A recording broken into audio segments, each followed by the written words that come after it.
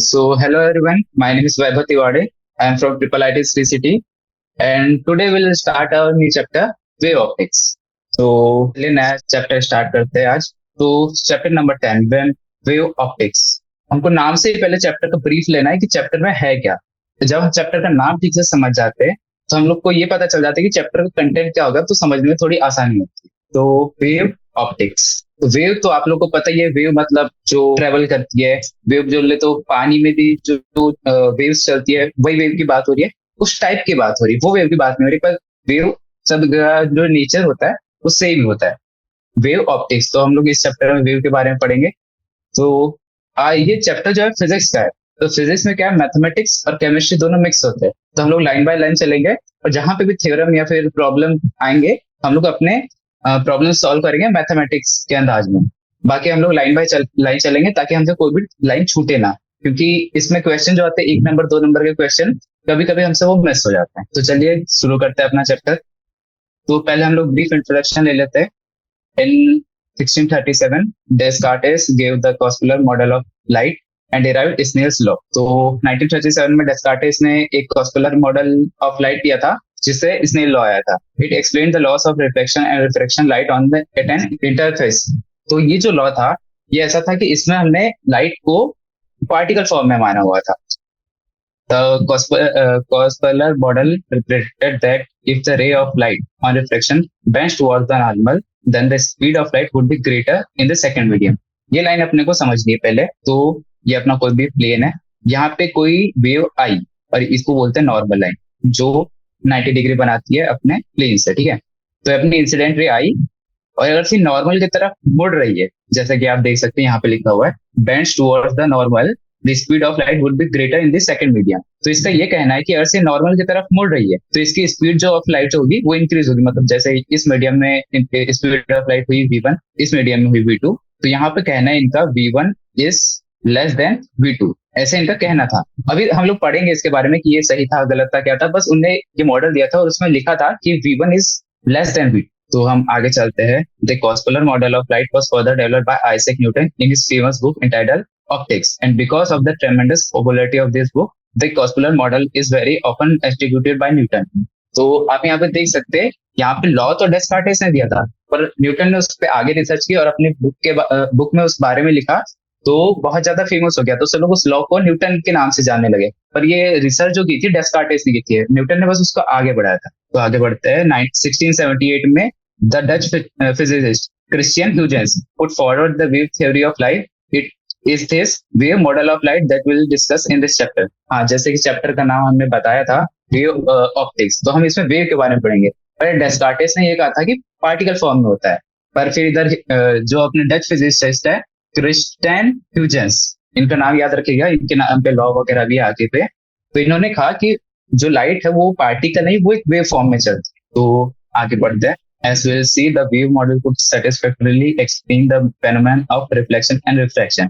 जो particle form था उसमें जो रिफ्लेक्शन मतलब ये किसी सरफेस पे आके बाउंस बैक होना, और रिफ्रैक्शन होता है ये किसी सरफेस में जाना और नॉर्मल के तरफ या फिर नॉर्मल से दूर बैंड हो जाना, इसको रिफ्रैक्शन बोलते हैं.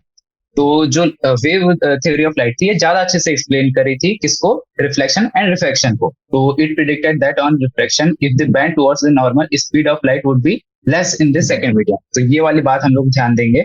यहाँ पर लिखा हुआ है if the wave bends towards the normal the speed of light would be less in the second medium.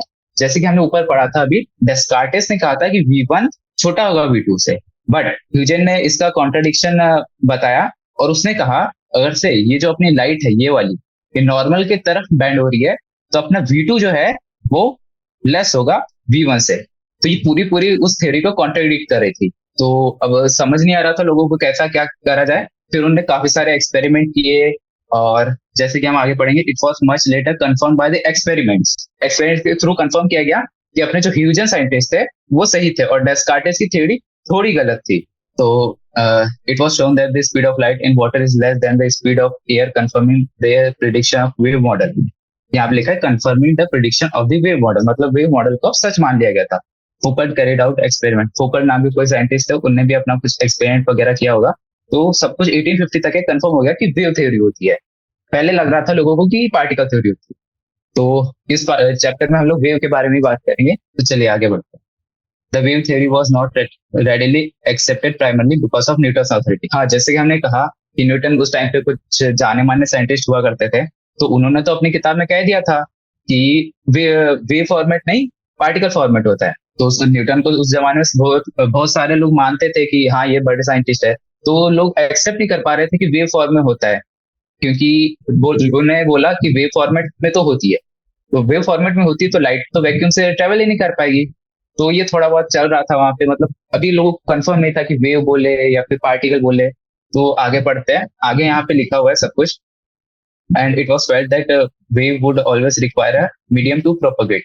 जैसे कि यहाँ पे लोगों को लगता था कि मीडियम चाहिए अपने वेव को चलने के लिए, from one point two another. However when Thomas young perform his famous interference experiment in 1801, it was firmly established that wave is indeed light is indeed a wave phenomenon.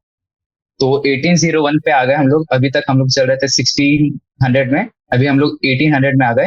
1800 में Thomas young in बहुत सारे experiment किए, तो उनमें एक experiment ये था कि इन्होंने कंफर्म कर दिया कि ये एक वेव फॉर्म है लाइट का। लाइट जो है वेव फॉर्म है, ना कि पार्टिकल। तो बात तो अभी भी ये थी कि जो अपनी लाइट थी वो तो वेव है, और वेव वैक्यूम में ट्रेवल कैसे करेगी। तो चलिए आगे पढ़ते हैं, आगे लिखा हुआ है यहाँ पे, the wavelength of visible light was measured and found to be extremely small. For example the wavelength of yellow light is 0.6 micrometre. Because of smallness of wavelength of visible light in comparison to the dimension of mirror and lenses, light can assume to approximately travel in straight lines. यहाँ पे लिखा हुआ है कि light जो है straight line में travel किया जाता है, करते नहीं है ऐसा मान लेते हैं, क्योंकि उसका जो वेवलेंथ होता है काफी छोटा है। मैं आपको वेवलेंथ पहले समझा देता हूँ, वेवलेंथ क्या होता है। वेवलेंथ होता है ये टोटल टोटल डिस्टेंस है ना, ये होता है वेवलेंथ। तो यहाँ पे लिखा हुआ है वेवलेंथ काफी छोटा है, मतलब ये ऊपर वाला बड़ा है, ये उससे छोटा है, नीचे वाला उससे छोटा है, काफी छोटा मतलब नियरली ये, तो उसको सीधे सीधे स्ट्रेट लाइन मान दिया जाता है, किसको, लाइट को। तो हमको अभी ये पता चल गया कि लाइट वेव फॉर्म में है और वो स्ट्रेट लाइन में चलती है, पर अभी भी लोगों को ये नहीं पता था ये वैक्यूम में कैसे ट्रेवल करी है, क्योंकि वेव को तो मीडियम से ये होता है। तो आगे चलते हैं, आगे लिखा हुआ है इसके बारे में। दिस कहाँ पे थे हम लोग, हाँ, travel in straight line. This is the field of geometrical optics which we had discussed in previous chapter. ये प्रीवियस चैप्टर की बात चल रही है। The branch of optics which one completely neglects the finiteness of the wavelength is called geometrical optics. मतलब geometrical optics जो हमने chapter पढ़ा था उसमें मानते ही नहीं कि मतलब वेव कहते वेव फॉर्मेट होती, मानते कि मतलब स्ट्रेट लाइन ही होती। वो इजीनेस ऑफ कैलकुलेशन के कारण है, बाकी वो होती उस वेवलेंथ भी उसकी लेकिन काफी छोटी है, तो उसको नेग्लेक्ट किया जा सकता है। And ray is defined as the path of energy propagation in the limits of wavelength tending to zero. जैसे कि हमने कहा भी वेवलेंथ टेंडिंग टू जीरो है, तो उसको स्ट्रेट लाइन मान लिया। तो आगे चलते हैं अपन। After the interference experiment of Young in 1801, for the next 40 years or so, many experiments were carried out involving the interference and diffraction of light waves. जैसे कि हम जानते हैं अभी एक्सपेरिमेंट चल ही रहे 1801 से, जो है यंग जो साइंटिस्ट है वो काफी इस फील्ड में वो थे, माने जाते थे, तो वो लोग वो काफी एक्सपेरिमेंट कर रहे थे। तो चलते हैं हम लोग तो ये जो साइंटिस्ट है यंग, ये मान के चल रहे थे कि अपना जो मॉडल है वो वेव मॉडल ऑफ लाइट है, तभी इनके एक्सपेरिमेंट कंफर्म हो रहे थे। तो ये बात बता रही थी कि जो लाइट है वो वेव ही है, मतलब ये कंफर्म कर रहे थे धीरे धीरे बहुत सारे प्रूफ दे देकर कि वेव जो है, लाइट जो है वो वेव फॉर्म में चलती है। तो thus around the middle of the 19th century the wave theory seemed to be very well established। जैसे कि हमने अभी भी कहा very well established, अभी तक एक कंफर्म ही हो गया था कि वेव फॉर्म में चलती है। The only major difficulty was that since it was thought that wave required a medium for its propagation, जैसे कि हमने ऊपर अभी थोड़ी देर पहले बात किया था ये वाली लाइन के बारे में, was thought that the wave required a medium for its propagation. How would light waves propagate through vacuum? बात तो अभी भी सही थी, लाइट वेव जो थी प्रोपोगेट कैसे कर सकती थी वैक्यूम मीडियम में, क्योंकि उसको तो मीडियम चाहिए रहता है। तो दिस वाज एक्सप्लेन्ड, यहाँ पे ध्यान दीजिएगा, when Maxwell put forward his famous electromagnetic theory of light Maxwell had developed a set of equations describing the laws of electricity and magnetism, and using these equations, he derived what is known as the wave equation, from which he predicted the existence of electromagnetic wave. तो Maxwell जो scientist है अपने year है Maxwell जी, तो इन्होंने काफी सारे experiment किए, काफी सारी इक्वेशंस दी, तो इन्होंने ऐसे कुछ बताया कि ऐसे कुछ होती है इलेक्ट्रोमैग्नेटिक वेव्स। इनने अपने एक्सपेरिमेंट किए कि इलेक्ट्रोमैग्नेटिक वेव्स जैसे कुछ होती। From the wave equation Maxwell could calculate the speed of electromagnetic waves. तो इलेक्ट्रोमैग्नेटिक वेव्स के ऊपर इन लोगों ने एक्सपेरिमेंट किए, तो उन्होंने उसकी स्पीड निकाली इन फ्री स्पेस, बोले तो वैक्यूम, जैसे कि हम वैक्यूम की बात कर रहे थे, इन्होंने वैक्यूम में इलेक्ट्रोमैग्नेटिक वेव्स की स्पीड निकाली। We found that the theoretical value was very close to the measure value of speed of light. यहाँ पे आप ध्यान देंगे, तो बात यह है कि इनने इलेक्ट्रिक मैग्नेटिक वेव पर रिसर्च की और इनने वैक्यूम में उसकी स्पीड निकाली, और जो स्पीड उसकी वैक्यूम में आई वही अपनी जो लाइट थी, लाइट जो थी उसकी स्पीड के नियरली इक्वल आ गई, value of speed of light. तो from this he propounded that the light must be an electromagnetic wave. तो फिर यहां से कंफर्म हो गया कि लाइट एक इलेक्ट्रोमैग्नेटिक वेव है जिसको चलने के लिए मीडियम चाहिए लगता है। तो ये पूरा कंफर्म हो चुका था कि लाइट एक वेव फॉर्म में है, क्योंकि उसको मीडियम भी नहीं लग रहा था और उसकी जो प्रॉपर्टीज थी वो इलेक्ट्रोमैग्नेटिक वेव के बराबर थी। तो यहाँ पे हम लोग कंफर्म कर चुके थे कि लाइट एक वेव है, वो वैक्यूम में इस प्रकार से चल रही थी क्योंकि उसमें इलेक्ट्रोमैग्नेटिक वेव की प्रॉपर्टीज थी। Thus, according to the Maxwell, light waves are associated with changing electric and magnetic fields. तो इलेक्ट्रोमैग्नेटिक क्या होता है, यहाँ पे आ जाते हैं। इलेक्ट्रोमैग्नेटिक मतलब वर्ड से आपको समझना पड़ेगा, इलेक्ट्रो एंड मैग्नेट। इलेक्ट्रो मतलब इलेक्ट्रिसिटी, मैग्नेटिक मतलब मैग्नेट। तो ये एक प्रॉपर्टी होती है, आपने शायद पुराने चैप्टर्स में पढ़ा होगा या फिर आगे चल के पढ़ेंगे। तो इलेक्ट्रोमैग्नेटिक, इलेक्ट्रो मतलब जब वे जहां पे इलेक्ट्रिसिटी मैं आपको ऊपर ऊपर इसका डेफिनेशन बता देता हूँ। इलेक्ट्रो मतलब जहां इलेक्ट्रिसिटी होती है वहां मैग्नेटिक फील्ड क्रिएट होती है, और जहां मैग्नेटिक फील्ड होती है वहां इलेक्ट्रिसिटी जनरेट होती है। ये आपको ऊपर ऊपर मैं डेफिनेशन बता रहा हूँ, इस चैप्टर में उसकी कोई जरूरत। तो हम लोग कहाँ पर थे, the changing electric and magnetic field result in the propagation of electromagnetic waves or bright waves even in the vacuum. ये वाली लाइन पर हम लोग ध्यान देंगे। The changing electric and magnetic field, जैसे इलेक्ट्रिक फील्ड चेंज हो रही है तो उसमें मैग्नेटिक फील्ड आ रही है, फिर मैग्नेटिक फील्ड चेंज हो रही है तो उसमें इलेक्ट्रिक फील्ड आ रही है, तो ऐसे ऐसे लाइट चलती है। जैसे मैं आपको सर्कल बना के दिखाता हूँ, ये इलेक्ट्रिक फील्ड में चेंज है, फिर मैग्नेटिक फील्ड में चेंज है, फिर इलेक्ट्रिक फील्ड में चेंज है, फिर मैग्नेटिक फील्ड। तो ऐसे लाइट जो है आगे बढ़ रही। तो हम लोग अपना कोड क्लियर कर लेते हैं। तो हम लोग को ये पता चल गया कि वैक्यूम में कैसे चल रही। तो in this chapter we first discuss the original formulation of the Huygens principle and derive the laws of reflection and refraction. तो इस चैप्टर में हम लोग पढ़ेंगे law of reflection and refraction. Reflection अभी अभी मैंने आपको बताया, रिफ्लेक्शन क्या होता है, ये होता है रिफ्लेक्शन, बाउंस बैक होना लाइट का। रिफ्रैक्शन मीडियम में घुस जाना, घुस जाना मतलब ये या तो नॉर्मल की तरफ बैंड होगी या तो नॉर्मल से अवे बैंड होगी। अब मैं आपको आगे बताऊंगा कि कब नॉर्मल की तरफ जाती है और कब नॉर्मल से अवे जाती है। तो कहाँ पे ध्यान लोग derive the law in section 10.4 and 10.5 ये आगे पढ़ेंगे लोग। Will discuss the phenomenon of interference which is based on the principle of superposition. In section 10.6 we will discuss the phenomenon of diffraction which is based on Huygens Fresnel principle. तो वो ये बता रहा है कि आगे हम चैप्टर में क्या क्या डिस्कस करेंगे। यहाँ पे डिफ्रैक्शन लिखा हुआ है, ये सुपर पोजिशन लिखा हुआ है, ये टर्म से आप अभी डरिए मत, या आगे जाके हम लोग एक्सप्लेन करेंगे तो सब कुछ इजी लगने लगे। Finally in section 10.7 will discuss the phenomenon of polarisation. ये भी एक टॉपिक है। अभी से हम लोग टर्म पढ़ेंगे तो अभी से डर जाएंगे, डरने की सोच रहे, which is based on the fact that the light waves are transverse electromagnetic waves. अभी हमको पता था कि जो लाइट है वो इलेक्ट्रोमैग्नेटिक वेव, अभी यहाँ पे नया वर्ड आ गया ट्रांसवर्स, सब आगे पढ़ेंगे। चलिए, तो अभी आ गया ह्यूजेंस प्रिंसिपल। जैसे मैंने आपको कहा था, ह्यूजेन ने कहा था कि जो लाइट है वो वेव फॉर्म में चलती है, तो उनका एक प्रिंसिपल है। चलिए देख 10.2 जो हमारे 10 था वो था इंट्रोडक्शन। इंट्रोडक्शन में बस ब्रीफ किया था इस चैप्टर में हम लोग क्या क्या पढ़ेंगे। तो हम चलते हैं अपने 10.2 ह्यूजेंस प्रिंसिपल। तो ह्यूजेंस प्रिंसिपल का कहना ये था, we would first define a wave front. When हम लोग वेव फ्रंट में आगे आपको बताता हूँ वेव फ्रंट क्या होता है। When we drop a small stone on a calm pool of water waves spread out from a point of impact. Every point on the surface starts oscillating with time. At any instant, a photograph of the surface would show circular rings on which the disturbance is maximum. तो इस figure पर आ जाते हैं, चलिए इसी पर आ जाते हैं। एक इनका ये कहना है कि अर्थ है एक नदी या फिर तालाब, नदी तो चलते रहती है, तालाब ले लेते हैं, जो है काम पूल ऑफ वाटर, मतलब एक तालाब है, एकदम काम है, उसमें पानी इधर उधर फ्लो नहीं हो रहा, उसमें हमने बीच में एक पत्थर मारा। तो जैसे कि आप जानते हैं, जैसे हम बीच में पत्थर मारेंगे तो वहां से वेव्स जनरेट जो बाहर की तरफ चल रही है। तो ह्यूजन का कहना यह था कि जैसे यहाँ पे वेव्स चल रही है वैसे ही लाइट वेव भी चलती है। अर्थ से जिस जैसे हमने पत्थर मारा वो एक सोर्स हो गया, तो वहां से जैसे वेव्स निकली वैसे ही लाइट वेव चलती, एक के बाद जो फिर अगला लाइन है, at any instant a photograph on the surface would show circular wings on which the distance is maximum. जैसे आपने पत्थर मारा, एक ऐसी वेव होती है जिसका डिस्टर्बेंस मैक्सिमम होता है, मतलब उसमें बहुत ज्यादा उछाल होती है, उस उछाल को यहाँ पे इंग्लिश में एम्पलीट्यूड वर्ड यूज करेंगे।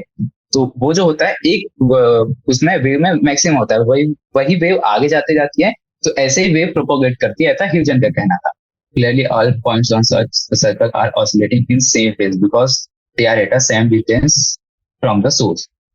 तो इनका ये कहना था कि ये जो एक सर्कल है, ये वाला पकड़ लेते हैं हम लोग, इस पे जितने भी पॉइंट है they are at the same distance from the source. ये सारे सोर्स, ये जो अपना सोर्स है, इससे एक ही डिस्टेंस पे सारे पॉइंट्स, और ये जो है सेम फेस में चल रहा है। सेम फेस मतलब यहाँ पे जो पार्टिकल है वो ऊपर होगा तो यहाँ पर भी ऊपर होगा, यहाँ वाला पॉइंट भी ऊपर होगा, ये वाला पॉइंट भी ऊपर होगा, और बाकी जो होंगे इसके आगे और पीछे जो पॉइंट होंगे वो सेम फेस में चलेंगे। जैसे ये वाला सर्कल ले लेते हैं अगली बार में, ये जो है सेम फेस पे, क्योंकि इसकी डिस्टेंस जो है सोर्स पॉइंट से इक्वल है।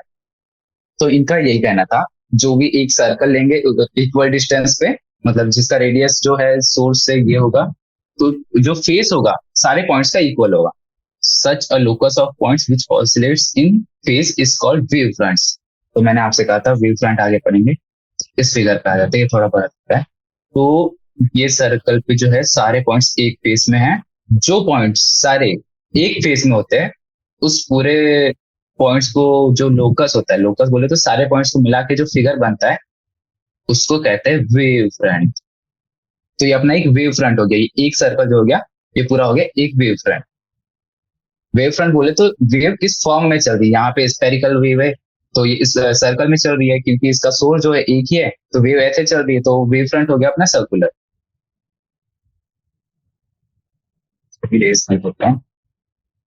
आगे हमको इसकी जरूरत पड़ेगी।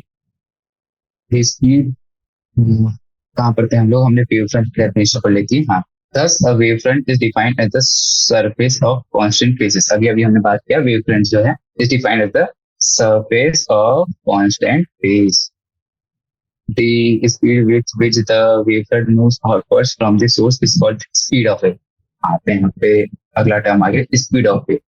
जैसे सारे फेस, एक फेस जो है सारे पॉइंट्स एक फेस में है, और जिस स्पीड से ये आगे बढ़ रहे हैं, आगे मतलब ये वेव इधर जा रही है, ये वेव इधर जा रही है, मतलब एक ही वेव है, ये इधर इधर जाएगी, तो जिस स्पीड से आगे बढ़ रही है उसी को हम कहेंगे speed of wave. The energy of the wave travels in the direction perpendicular to the wave। Energy of the wave मतलब ये जो वेव है एक अपनी मान लेते हैं, इसका मैक्सिमम भी डिस्टर्बेंस है, मैक्सिमम एम्पलीट्यूड है, तो इसकी जो एनर्जी होगी, तो इसकी एनर्जी परपेंडिकुलर टू द, यहाँ पे लिखा perpendicular to the wave front.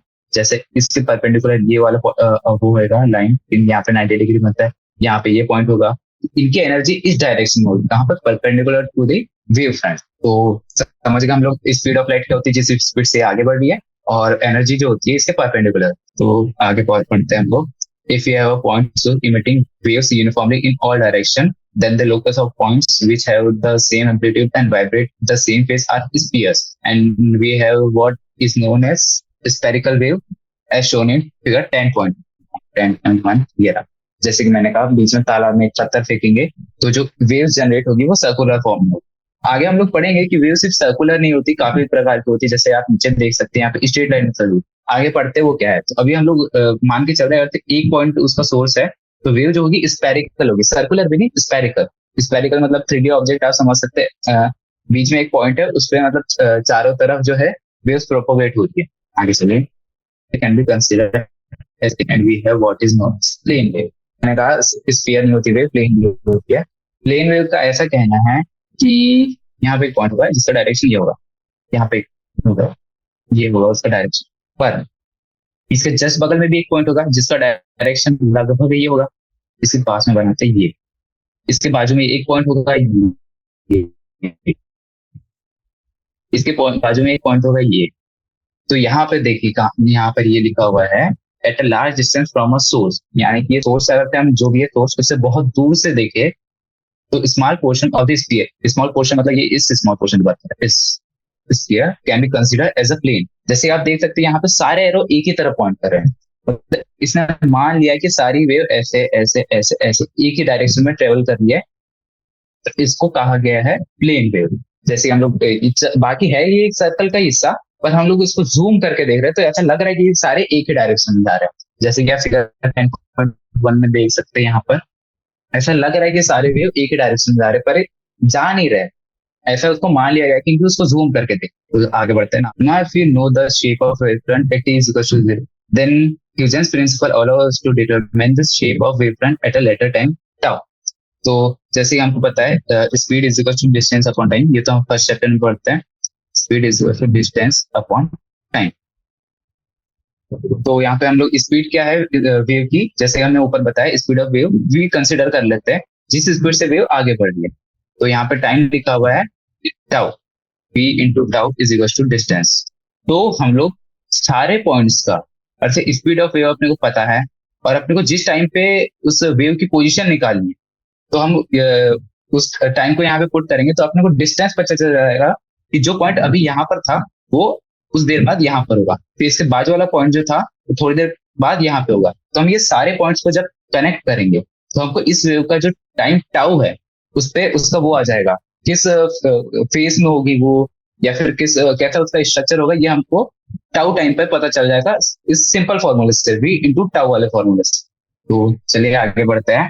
Huygens principle is essentially a geometrical construction which given the shape of the wavefront at any time allow us to determine the shape of the wavefront at later time। जैसे कि हमने अभी बताया सारे points को हम लोग जब v इंटू टाउ करेंगे तो हमको पता चल जाएगा कि वेव फ्रंट कैसे दिखने वाली है।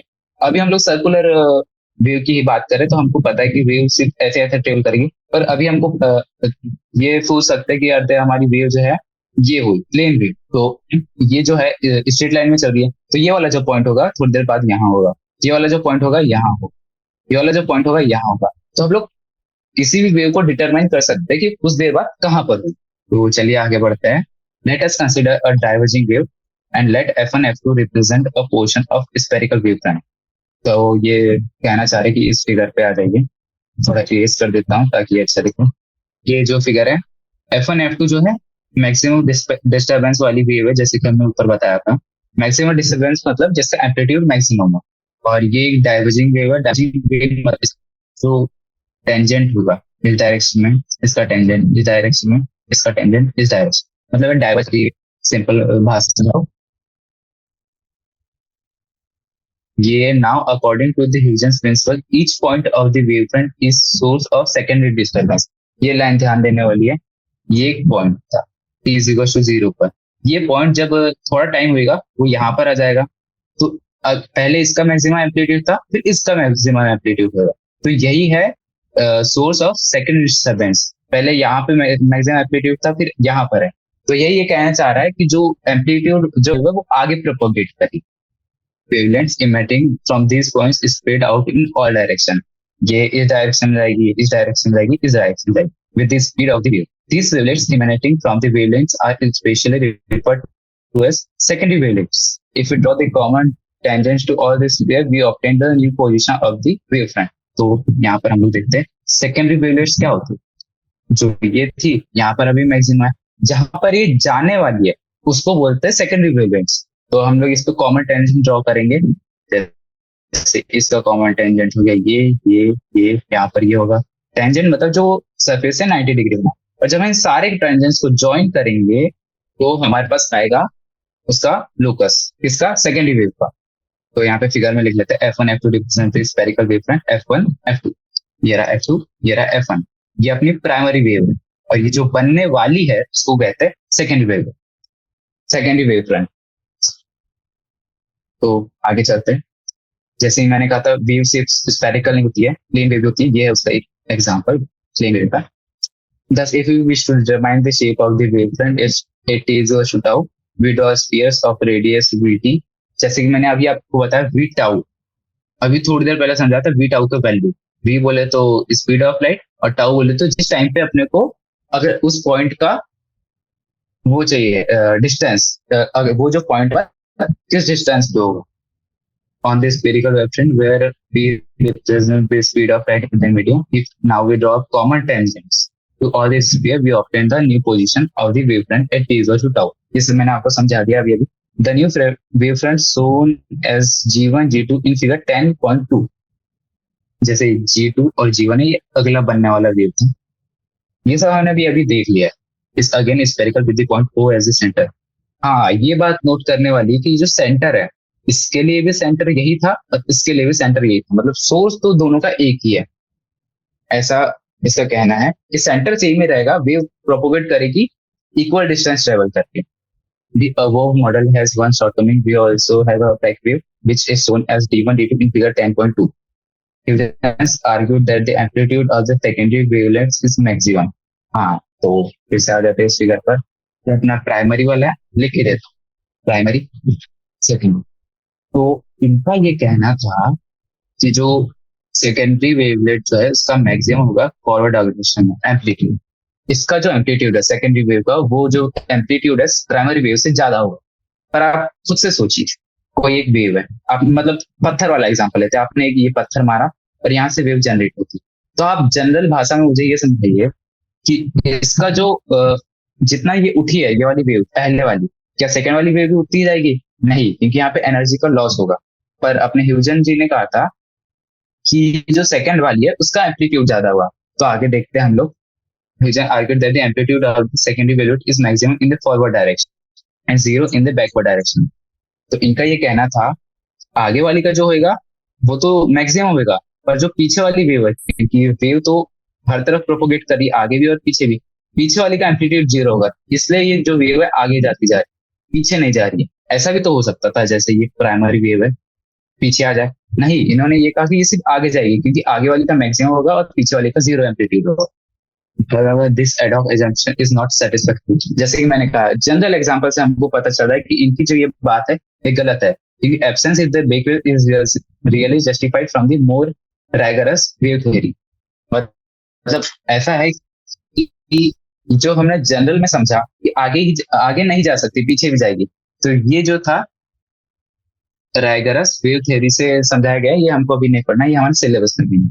In the similar manner, we can use Huygens principle to determine the shape of the wavefront। तो अपने मोटा मोटा ये पता चल गया कि अपन ह्यूजन प्रिंसिपल से ये पता लगा सकते हैं कि जो अभी जो वेव है उसके टाउ टाइम के बाद वेव कैसी दिखेगी। ये था Huygens principle. In similar manner, to define the shape of the wavefront for a plane wave propagating through a medium। तो यहाँ पे हमारा दूसरा 10.3 स्टार्ट हो जाता है, रिफ्रैक्शन एंड रिफ्लेक्शन। तो एक बार समरी ले लेते हैं ताकि कुछ हो। इंट्रो में हमने सिर्फ पढ़ा कि हम लोग चैप्टर में क्या क्या पढ़ेंगे, यहाँ से कुछ आपके याद करने लायक था नहीं, बस ये था कि जो पहला था पार्टिकल वेव माना गया था, उसके बाद हम लोग वेव पे शिफ्ट हो गए, पर वेव भी उस वक्त कंफर्म नहीं था कि वेव ही है। तो अपने थॉमस यंग जो है कुछ कुछ एक्सपेरिमेंट किया, फिर कंफर्म कर दिया कि अपना जो है वेव फॉर्म में होती है। फिर एक और क्वेरी आ रही थी कि वैक्यूम में कैसे लाइट ट्रेवल करेगी, तो इधर अपने दूसरे साइंटिस्ट जो थे, इनका नाम था मैक्सवेल, हाँ यार मैक्सवेल। तो इन्होंने ये कह दिया कि इलेक्ट्रोमैग्नेटिक वेव होती है लाइट, तो ये वैक्यूम में भी चल सकती है। तो ये भी बात खत्म हो गई। फिर हम लोग आते हैं ह्यूजेंस प्रिंसिपल पे। तो इसमें ये कहना था कि हम लोग पता लगा सकते हैं कि अभी जो वेव है वो आगे जाके कैसे दिखेगी। तो अभी तक हमने यहाँ पे कोई फॉर्मूला नहीं पढ़ा, ये सब थियोरेटिकल चल रहा है। तो आगे हम चलते हैं रिफ्रैक्शन एंड रिफ्लेक्शन। यहाँ पे आपकी ट्रिग्नोमेट्री थोड़ी काम आएगी। तो refraction and reflection plane using Huygens principle, यहाँ पे थोड़ा ध्यान देंगे, थोड़ा इंपॉर्टेंट है। We'll now use the Huygens principle to derive the law of refraction। मैं तीसरी बार बता रहा हूँ ये रिफ्रैक्शन क्या होता है। रिफ्रैक्शन होता है ये, या तो ये नॉर्मल की तरफ बैंड होगी या तो नॉर्मल से अवे बैंड। जब सरफेस के अंदर जो है लाइट एक मीडियम से मीडियम 1 से मीडियम 2 में जाती है, तो ये जो है इसका बेंडिंग वाला फेनोमेना, इसको बोलते हैं रिफ्रैक्शन, मतलब एक मीडियम से दूसरे मीडियम में प्रोपेगेट करने को रिफ्रैक्शन कहते हैं। तो यहाँ पे ये फिगर पे थोड़ा ध्यान देना, ये figure 10.4, let P P dash, ये रहा पी और ये रहा पी डैश, पी डैश ये कोई सरफेस है, surface separating medium and medium, ये है अपना मीडियम, ये रहा अपना medium as shown in the figure 10. Let V1 and V2 represent the speed of light in medium 1 and medium 2 respectively. तो ये अपना जो मीडियम है ना, यहाँ स्पीड ऑफ वेव है ये V1 और लाइट की स्पीड यहाँ पर है V2, लिखा नहीं है V2 लिखा। तो जैसा कि हमने ऊपर पढ़ा था, ये वाला था line, V2 is always less than V1. तो ये होते हैं, we assume a plane wavefront AB, ये रहा A और ये रहा B, ये दिख रहा है पॉइंट A, ये रहा point B. So we assume a plane wave front AB propagating in direction A dash A. तो ये डायरेक्शन में चल रहा है, A dash A में ये कोई वेव फ्रंट चल रहा है, incident on the interface at an angle I. जो एंगल है I, ये रहा इंसिडेंट वेव फ्रंट, इस एंगल पे आ रही है, I एंगल पे आ रही है, at an angle I as shown in the figure. Let tau be the time taken by the wavefront to travel the distance BC. ये जो डिस्टेंस है BC, इसको ट्रेवल करने के लिए कितना टाइम लग रहा है, टाउ. तो अभी अभी मैं बताया था टाउ मल्टीप्लाई V1, क्योंकि इस मीडियम में स्पीड ऑफ लाइट V1 है, इसका डिस्टेंस हो जाएगा BC. अब यहाँ ऊपर ऊपर देखिए, अब कुछ एक्सप्लेन नहीं किया मैंने, तो यहाँ पे लिखा है BC is equal to V1 multiply by tau. इतना भी कुछ ज्योमेट्री समझ में आ गया, तो आगे चलते हैं. थ्योरी आगे है, अभी सिर्फ ये सब बता रहा है कि मीडियम A B ये सब है क्या. In order to determine the shape of the refracted wavefront, we draw a sphere of radius V2 tau. तो यहाँ पे आ जाते हैं, ये रही रिफ्लेक्टेड वेव, जैसे कि आप देखते हैं A E डैश. तो इसका अपना डिस्टेंस कितना हो जाएगा V2, क्योंकि इस मीडियम में स्पीड ऑफ लाइट V2 है और टाइम कितना है, टाउ टाइम की बात देखते हैं. तो इस पॉइंट को हम लोग सेंटर लेंगे और यहाँ से एक आर्क ड्रॉ करें, जैसे कि आप ये आगे देख रहे हैं, radius V2 dash tau from the point A. ये रहा अपना सेंटर जिसको हमने A लिया है. सेकंड मीडियम V2, जैसे मैंने कहा, let C represent a tangent plane from point C. Point C कहाँ गया, ये रहा CE रिप्रेजेंट, ये रहा C और ये रहा E. You see represent the tangent plane drawn from a point C on the sphere. Then AE V2 tau, AE कहाँ गया, ये अभी अभी अपने इसका डिस्टेंस निकाला, and C would represent the refracted wavefront. C जो अपना refracted wavefront है, इस एंगल पे I, ये रहा AB और ये इसका refracted wavefront है CE. If we now consider triangles, अब यहाँ से आपको समझना है, ये सब अभी नेमिंग कन्वेंशन बता रहा था. If we now consider the triangles ABC and AEC, triangle ABC, ये रहा triangle AEC, यहाँ पे मान A B और C और ये AEC, यहाँ पे अभी ध्यान देना है. तो ट्रायंगल है और ये सेपरेटेड है इस लाइन से, AC लाइन से. तो we readily obtain sine I. I कहाँ गया अपनी, ये रहा है. साइन ऑफ I क्या होता है, इधर पाएंगे, sine theta is equal to sine of A, sorry theta नहीं, I.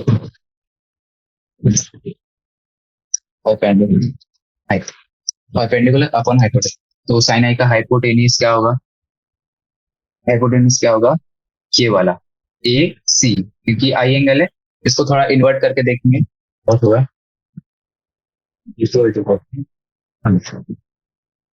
ऐसे देखेंगे. तो ये रहा अपना ABC ट्रायंगल, तो यहाँ पे ये रहा एंगल I, ऐसे में ज्यादा अच्छा दिख रहा है. इसका हाइपोटेन्यूज हो गया AC और परपेंडिकुलर इसके सामने वाला क्या होगा, BC. तो इसका हाइपोटेन्यूज हो गया AC और इसका परपेंडिकुलर हो गया BC. ध्यान दिए, sine I is equal to BC by AC, perpendicular by hypotenuse, और BC अपन ने अभी अभी निकाला था ये V1 था, तो इसकी वैल्यू यहाँ पे पुट कर दी और AC जैसे वैसा. And sine of R, R कहाँ गया अपना, ये रहा फिर से हम लोग बुक को उल्टा करेंगे, तो ट्राइंगल ईईसी पर ध्यान देना है इस बार आपको। एंगल ये रहा ए ई सी। एंगल आर का हाइपोटेनियस हो गया ये वाला एई वाला, और हाइपोटेनियस हो गया ईसी वाला। यहाँ पे पुट करती है ई बाई एसी, और ई का वैल्यू हमने अभी अभी निकाला था, ये रहा V2 टाउ। तो यहाँ पे वैल्यू ऑप्टेन कर मतलब पुट कर दी हमने। अब यहाँ से हम लोग थोड़ा एलिमिनेशन लगाएंगे क्योंकि दोनों में एसी है, तो उधर पे आ जाएंगे कैलकुलेशन पर। V1 tau by AC is equal to sine of, और यहाँ पे लिखा है V2 tau by AC to sine of. तो यहाँ से हम एसी एसी को एलिमिनेट करने के लिए दोनों इक्वेशन को डिवाइड कर देंगे, फिर second term by fourth term से कट हो जाएगा। तो यहाँ पे अपने पास बचेगा, ये टाउ से टाउ भी कैंसिल हो जा रहा है, यहाँ पे बचेगा V1 by V2 to sine i by sine i. तो यहीं पे लिखा हुआ है sine i by sine i is to V1 by V2। From the above equation, we get the important result that if R is less than I, that is the ray bends towards the normal, the speed of light wave in the second medium will be less than the speed of wave in the first medium. तो theory छोड़ेंगे अभी और इधर काम कर। V1 ये है और V2 ये है। तो यहाँ पे लिखा हुआ है कि जब जो एंगल R है वो कम होगा I से। एंगल R कब कम होगा, जब ये नॉर्मल की तरफ बैंड होगी, जो अपनी लाइन है नॉर्मल की तरफ बैंड होगी, ये होगी आई मतलब एंगल ऑफ इंसिडेंस, ये एंगल ऑफ रिफ्लेक्शन। तो जब R कम होगा I से, तो ये जो साइन आई वाली वैल्यू ज्यादा हो जाएगी और ये साइन R वैल्यू कम हो जाएगी। साइन आई ज्यादा है और यहाँ पे इक्वल टू का साइन है, तो V1 को भी ज्यादा होना पड़ेगा। तो यहाँ पे ये कह रहा है कि जब लाइन अपनी जो वेव है वो नॉर्मल की तरफ बैंड हो रही है, तो V1 ज्यादा होगा, V2 कम होगा। और जब नॉर्मल से अवे बैंड हो रही है तो एंगल R जो होगा वो इंक्रीज कर जाएगा और ये साइन R का वैल्यू बढ़ जाएगा, तो V2 का वैल्यू ज्यादा होना पड़ेगा। तो नॉर्मल से अवे बैंड करेगा तो R ज्यादा होगा, साइन R इंक्रीज करेगा और V2 को ज्यादा होगा। तो नॉर्मल की तरफ बैंड कर रहा है तो अपना पहले वाला स्पीड ज्यादा था, और नॉर्मल से अवे बैंड कर रहा है बाद वाला स्पीड ज्यादा है। ये बात आपको ध्यान पे रखनी है, तो आप इसका नोट बना लीजिए। फर्स्ट में this prediction is opposite to the prediction from the corpuscular model of light. जैसे कि सबसे ऊपर हमने इंट्रोडक्शन में पढ़ा था, यहाँ पे पूरा अपोजिट कहा गया था कि अर्थ नॉर्मल के तरफ बैंड हो रही है तो V2 की स्पीड ज्यादा होगी, पर ऐसा नहीं है, V1 की स्पीड ज्यादा होगी। और ये एक्सपेरिमेंट के थ्रू प्रूफ किया गया था, तो इसको अपने को मानना पड़ा था। As the latter experiment showed the prediction of the wave theory was correct. यहाँ पे पूरा 101% कंफर्म हो गया कि wave theory is correct. Now, if C represents the speed of light in vacuum, then N1 is C by V1 and N2 is C by V2. अब यहाँ पे N1 और N2 क्या है? N is a ratio. C is the speed of light. C represents the speed of light in vacuum. और V जो है अपनी मीडियम में स्पीड ऑफ लाइट है। V1 बोले तो मीडियम यहाँ पे ले सकते हैं, speed of light in M1 medium 1, और V2 के speed of light in M2। फिर ये C क्या है, स्पीड ऑफ लाइट। तो ये N1 N2 एक रेशियो है। हाँ, are known as refractive indexes of medium M1 and M2 respectively. And जो रेशियो है speed of light by speed of light in that medium, speed of light in vacuum by speed of light in that medium is refractive indexes. ये थोड़ा याद रखेंगे, refractive indexes क्या होता है। Refractive indexes is ratio of speed of light in vacuum divided by speed of light in that medium in which we are finding the refractive index of medium 1 and medium 2 respectively. It terms the refractive index equation 10.3 जो हमने यहाँ पे equation निकाली थी, sin I by psi r V1 by V2, इसी के जैसी एक और इक्वेशन आ जाएगी। हम लोग यहाँ पे V1 V2 का वैल्यू पुट करेंगे, ये रहा V1 V2। तो यहाँ से C से मैं आपको कैलकुलेशन करके दिखा रहा हूँ। बेसिक इक्वेशन है, करना अच्छी बात है। ये मेरे पास इक्वेशन थी sine of I by sine of R is equal to V1 तक V2। और अभी अभी अपने पास क्या है, ये वाला रिलेशन आया, N1 is equal to C by V1, N2 is equal to C by V2, N1 is equal to C by V1, N2 is equal to C by V2। तो यहाँ पे V1 की वैल्यू पुट करेंगे और यहाँ पे V2 की value put करेंगे। V1 की वैल्यू यहाँ से क्या आ जाएगी, C इंटू N1, और यहाँ पे V2 की वैल्यू आ जाएगी C इंटू N2। तो C into N1 C into N2 इस इक्वेशन में पुट करेंगे, ये जो ऊपर वाली इसमें यहाँ पर देखा sine I by sine R, और ये यहाँ पर बचेगा सिर्फ और सिर्फ N2 by N1, sorry N2 by N1। यहाँ पे थोड़ा आपको दिखने रहा होगा, बाकी बेसिक कैलकुलेशन है, इसको दिखाने की भी जरूरत नहीं। तो अपने पास एंड में ये वाला इक्वेशन आ जाएगा, N1 sine I multiply by N2 sine R, जहाँ पे N1 N2 जो है रिफ्रैक्टिव इंडेक्स है, और साइन आई साइन आर क्या है, एंगल किसका, इंसिडेंट रे और रिफ्लेक्टेड रे। तो यहाँ पे लिखा हुआ this is the Snell's law of refraction, इसको क्या बोलते हैं, स्नेल्स लॉ ऑफ रिफ्रैक्शन। ये जो है one of the most important relation है इस चैप्टर का। Further if λ1 and λ2 denote the wavelengths in light of medium n1 and n2 respectively, and if the distance bc is equal to λ1, फिर से हम लोग को उस फिगर पे जाना पड़ेगा। यहाँ पे लिखा हुआ है bc is λ1 and a is λ2। bc है, ये रहा अपना bc, ये रहा bc और ये रहा a। तो bc को क्या बोला है, λ1, और इसको बोला है λ2। तो यहाँ पे हम लोग फिर से ये वाला रेशियो आ गया λ1 बाय λ2 bc बाय ए। तो v1 v2 ये तो ऊपर वाले रिलेशन है, v1 बाय v2 ए और dc वाला। तो हमारे पास जो रिलेशन आ रहा है वो है ये v1 by λ1 to v2 by λ। ये कहाँ से आ रहा है, इसका सिंपली मैं प्रूफ दे देता हूँ छोटा सा। c is equal to distance, यहाँ पे टाइम सेम रखा है इन लोगों ने, तो v बाय डिस्टेंस आ जाएगा, और यहाँ पे डिस्टेंस को सिंपली लैम्डा से रिप्लेस कर दिया। लैम्डा क्या होता है, वेवलेंथ होता है।